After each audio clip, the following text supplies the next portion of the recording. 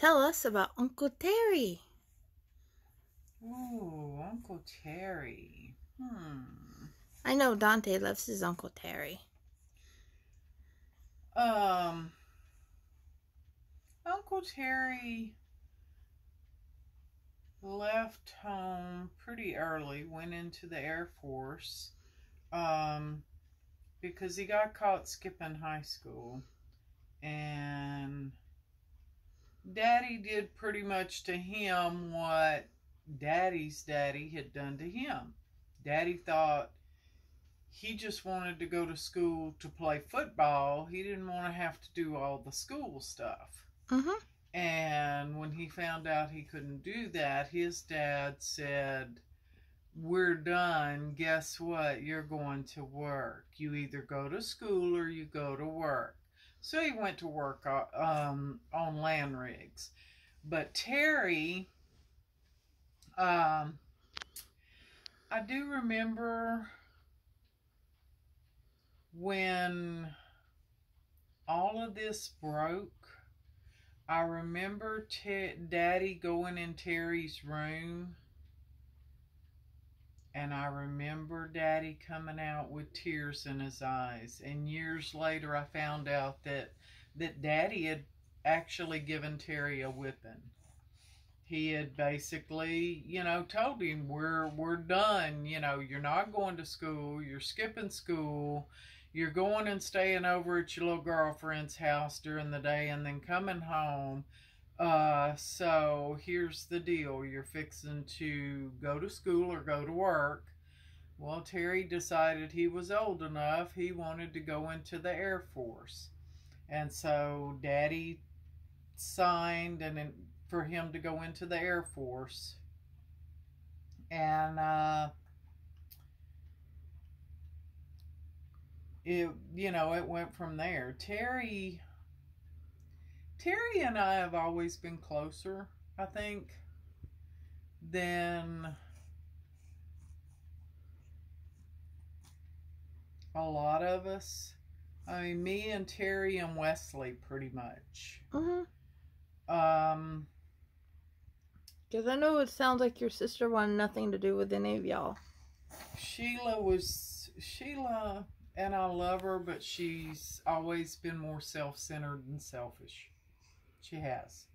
Benji, the same way. Benji's the baby, and he thought everybody should just stop, drop, and do for him. But Terry, Wesley, and I, now, Wesley was a turd. Don't know how else to put it, because he would pick at me and I would scream and howl and carry on. We were not easy children to grow up around. But Terry married Linda. I don't remember what her last name was. And it went okay for a while. I think he was in the Air Force. I remember going to see him in Alexandria, I think. What? And I think he's enjoying listening to you talk. He had German Shepherd. And it was a wonderful dog. Oh, yeah, wonderful dog. And he wound up, I think, having to have the dog put to sleep because someone tried to break into their trailer house, and the dog got him, bit him, and they made Terry and them put the dog to sleep because it was an aggressive dog. Well, no, the jerk shouldn't have been breaking into their house. And I think Dante agrees. Puppies need love. Right. Big puppies, little puppies, puppies.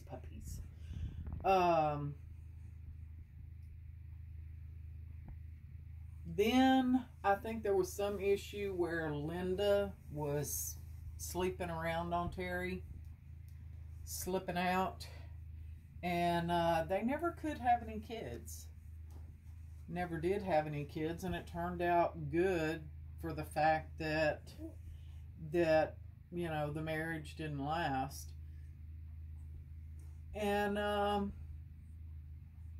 then he met Monica, who was some years his senior. I didn't know that. I mean, some years his junior. I'm sorry. That's my mistake. She was young. And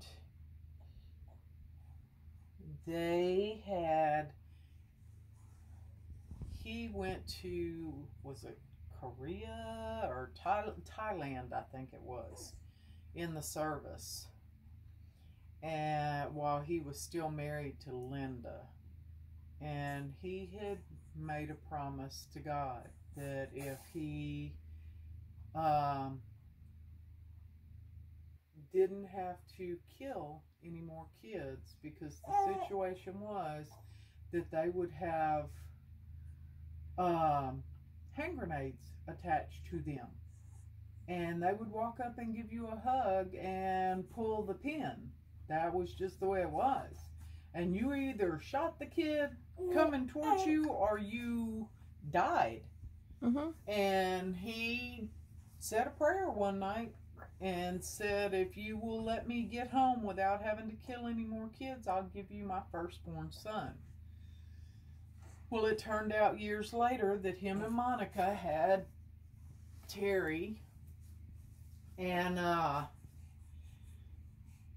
they found out through a series of events that he had hemophilia.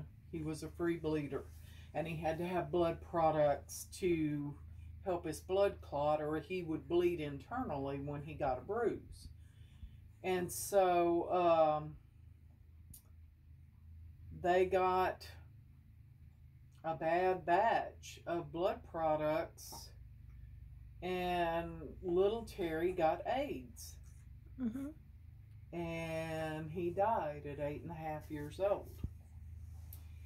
He got it when he was, they found out he had it when he was 3.5, and he died when he was 8.5. And he died on February 12th and was buried on Valentine's Day. And little Terry was 8 months younger than Jim, so they were close in age there.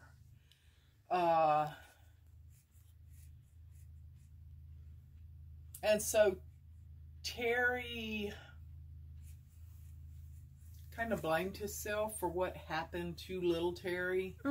But by the same token, he also said, be careful what you promise.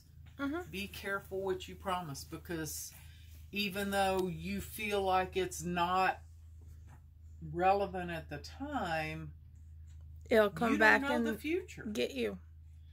But God being good, he gave them a second son who was, I think, 3 years younger than little Terry, and that's Scooter. And he was born with no problems. That's what happened with him. I prayed and prayed to let Josh have his Dante, and look! Yep. We get our Dante. And Scooter, of course, is the father of 2 children now, so they have a granddaughter and a grandson, of which they're really, really happy. Yes, That's Mason a and good thing. Aubrey are adorableness. So, and of course, Aubrey is another one of our family's April babies, because I think she's April the 2nd. So, we have this thing about April. April, August, because Gina's having an April baby. Sophie wants her to be born on the 10th. And then there's Dante, who's October. See, I had to be close to my Granny Annette's birthday. That's okay. Yep, your Granny Annette's birthday present and Daddy's birthday present all at the same time. Yay. And then the best Valentine's present I ever got. But it's, Terry and Wesley and I really thought our bond was just, normal bonding, but it strengthens over time. Oh, yeah. And they worry about me the way Aunt Barbara worried about Daddy. Yeah. Her remark was, I've lost enough in my life. I could not live through seeing Howard die. Well, she went. She found out she had cancer and went before Daddy found out he had cancer. Mm-hmm. And so, God doesn't put us through things he feels we can't handle. Mm-hmm. And so he was, she was blessed enough not to be put through something that she knew in her heart she couldn't make it through. Mm-hmm. She made it through losing her daughter at the age of 16, her mother the year before. It was just, we didn't think she was going to get through that, and she did. And she kind of became our matriarch for the Gibson family until she passed away. Mm-hmm. And now it's almost like Terry and Wesley look to me, because for Wesley to turn around and say, okay, when are you coming down and I want you to spend some time at my house? Mm-hmm. Because normally when I go to Newton, I stay at Terry's. Mm-hmm. But Wesley wanted his fair share. And that was like, okay, wow. Just wow. And I have to... Sister time is the best time. I have to really be thankful to Wesley, because when Ben was dying, Wesley was there financially. I mean, because I was taking what money I had, and I'm sorry, if they wanted to come and repo the house, they could repo the house, but Ben was going to have whatever he wanted until he passed. And Wesley was there for me and never batted an eye. And to this day, I think I still owe him probably about $3,000. And he has never once said one word about it. Not one. He says, if you can pay me back, you will. If you can't, I'm okay.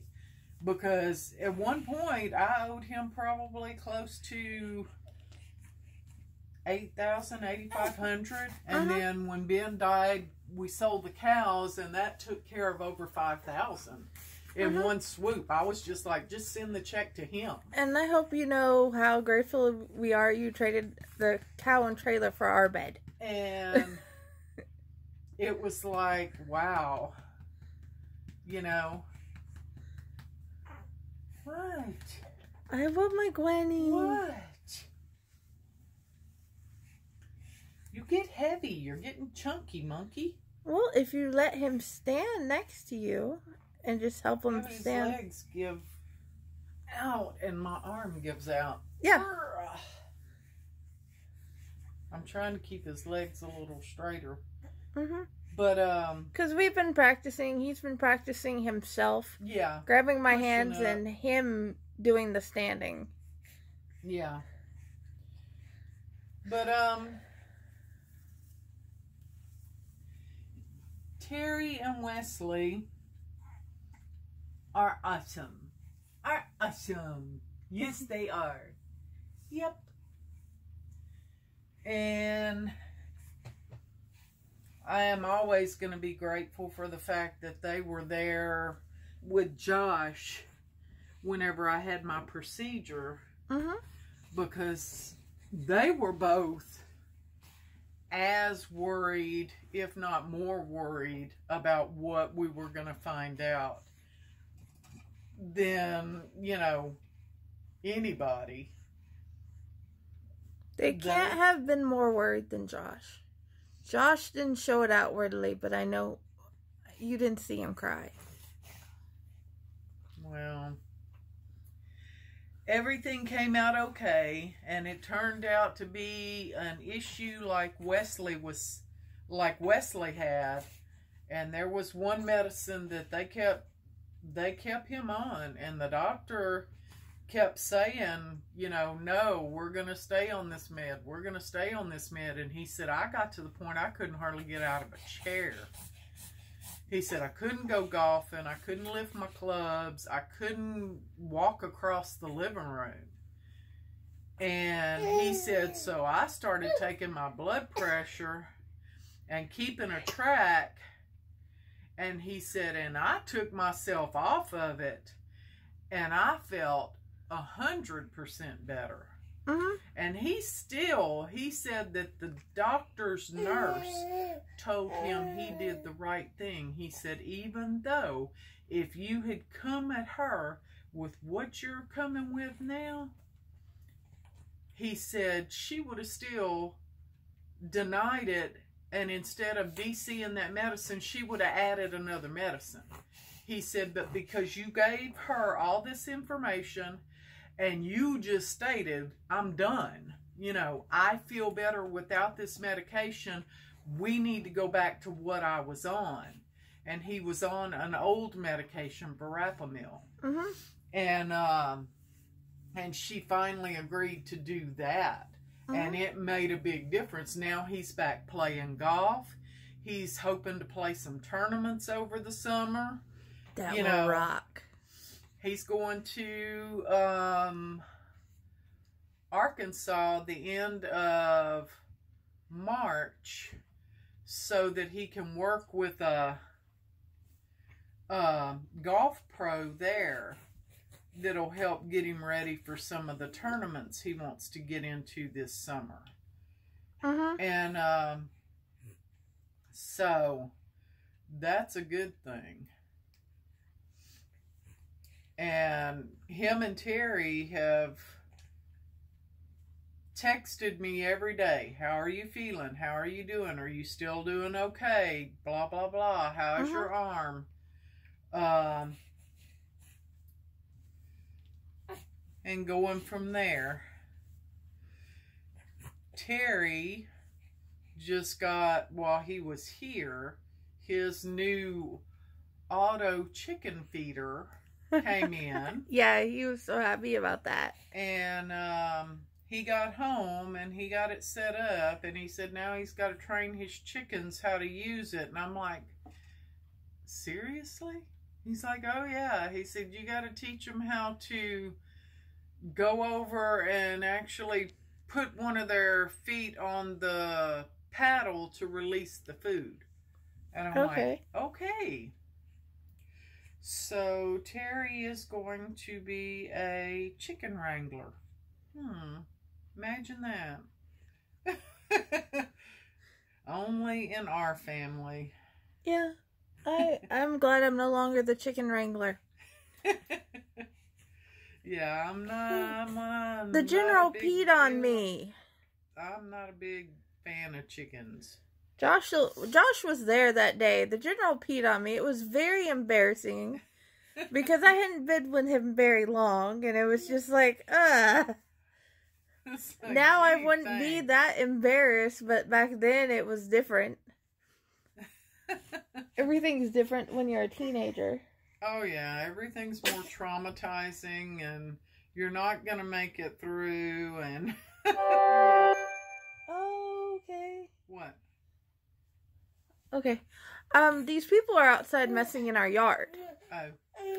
I was trying to figure out what the hell these people in our yard were doing.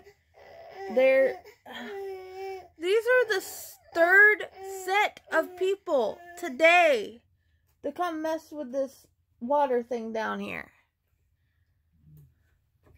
And I've been up since like 6-something. 6:30. Checks and balances, I guess. What?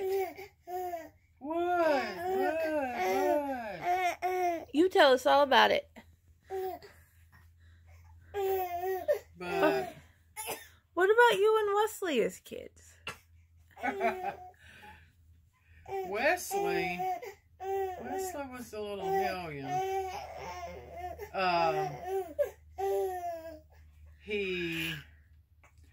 hurt his foot when he was little bitty.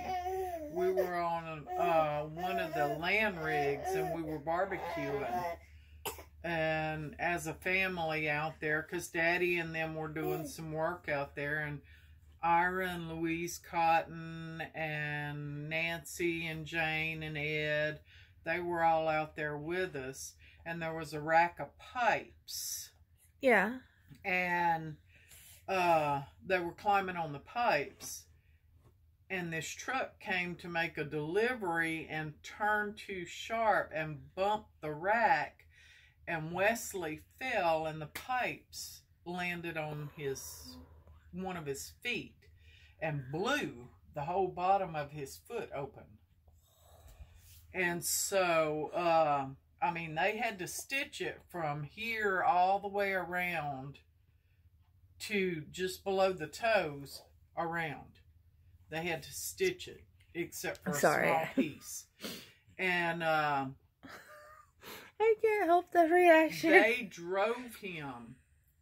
Ira Cotton had a newspaper and a rag on the bottom of Wesley's foot and was holding him and in the back seat, and Daddy drove him to the emergency room. And he's screaming and crying, and they sewed the bottom of his foot back on. And I do remember, I was little then, but I do remember not understanding why Wesley was crawling around.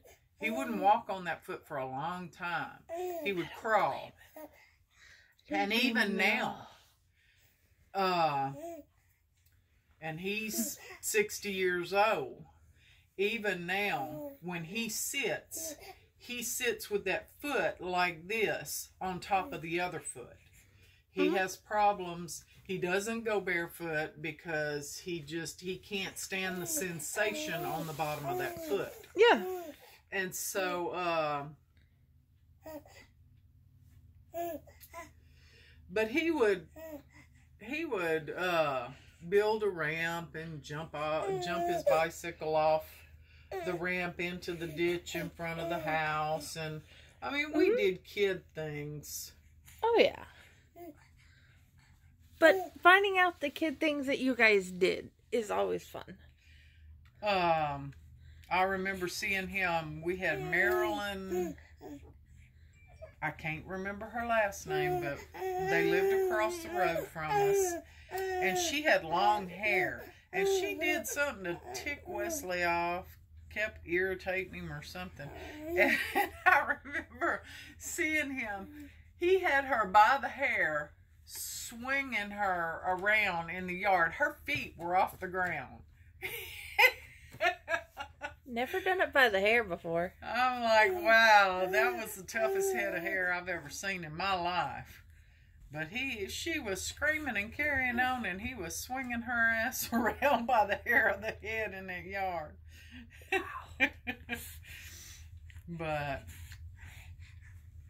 And he used to, there was an old-timey song called Rag Mop.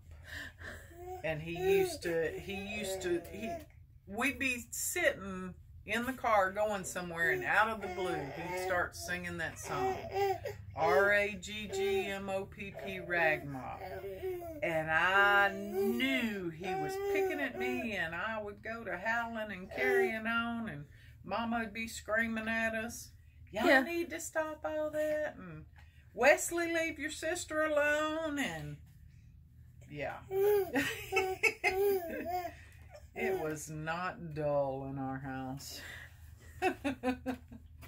What is one of your favorite stories of you three together? When you guys were kids. We didn't have a whole lot of, because of the age difference, we didn't have a whole lot of things together. Now there was. What was the age difference? Well, Sheila was born in 51 and I was born in 61, which so that's put her 10. 10. Terry was born in 53. Benji was born in 63. That's 10. Yes. Wesley was born in 59. Mm-hmm. So there was like Cassie and Sophie and Dante for Sheila, Terry, and Wesley. Yeah. And Jim, Jason, and Joshua. Yeah. It's weird. And then me and Benji came along. You know, so there was like 2 years. There was 2 years between me and Wesley, and a year and a half between me and Benji, I think. But our even collectively, back and forth, our family has a thing about that. Like, my mom and Dad and Nanny did like what we're doing. Yeah. And her living with her mother-in-law, his mom. It's what I'm doing. It'd be kind of hard the other way around because yeah. Well, but either way, that's like Mama. That's like Daddy. Daddy was 10 years older than Uncle Jerry, and Aunt Barbara was 10 years older than Aunt Carol. So it's weird. Yeah, hold on. Oh. Here we go. Age issues. Here. Doesn't work that way? Not by osmosis? Shh. You have to hold me. And I'm holding you. Ah. Wow, that had to hurt. I heard that little arm pop. Oh, yeah. Pop and creak and carry on. Boy, you ain't old enough to be doing that yet. Yeah. He likes to beg to differ. He pops a lot. You're going to be like your daddy. You're going to pop a lot. All those little joints. Dude, he's already growing like Josh said he was. Yeah? I don't know what we're going to do with you. I don't either. Especially we got size 12 because they were supposed to be good. Guess we're he says no. Guess we're going to keep you. Go figure. But other than that, I mean, we'd run around the neighborhood at dark, you know. Knew we had to be home when the overhead lights came on. Yeah, I miss that. Yeah, I do too. Being able to walk down the road. It's not safe to go to the mailbox. But it's getting better because I have help at the bus stop now. The Soapy's friend across the street. Her grandpa's usually there with us. That's a good thing. So I got this big black man that loves all the kids as much as I do, especially his grandkids, because he's awesome. Yeah. Making sure it's safe. Yeah, that's a good thing.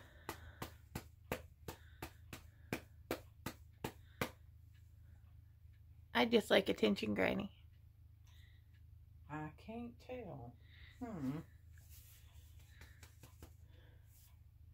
But, I mean, I don't know what else to say right now. That's okay.